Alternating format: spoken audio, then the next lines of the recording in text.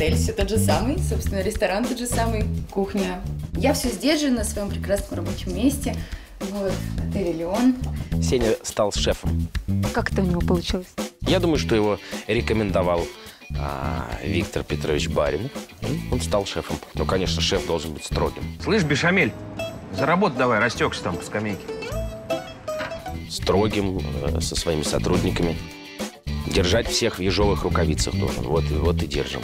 Но это все та же Настя, но теперь у нее новые полномочия, новые обязанности и новая большая ответственность. То есть она теперь начальник. Меня назначили директором ресторана.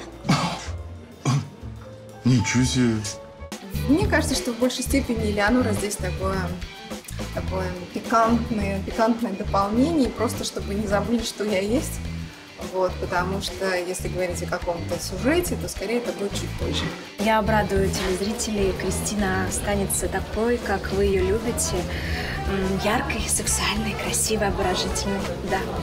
Поэтому этот сезон новый обязательно нужно смотреть. Я надеюсь, что мы завоюем и новых зрителей.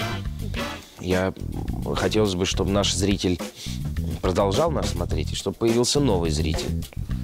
Вот раньше от 3 до 103 смотрели, а чтобы сейчас мы хотим, чтобы еще смотрели с года уже начинали смотреть «Отель Элеон». Понравилось видео? Ставь лайк. Подписывайся на наш канал, чтобы быть в курсе самых горячих новостей о наших сериалах, проектах, создателях и актерах. Подписывайся на канал Yellow Black and White.